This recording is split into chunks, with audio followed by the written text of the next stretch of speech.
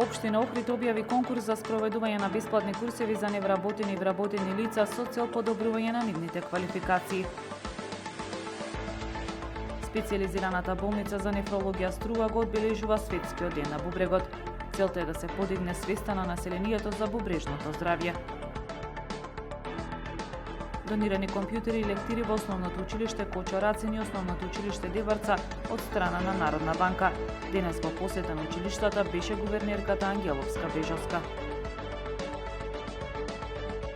ГРК Охрид ги продолжи договорите со уште 5 гладијатори.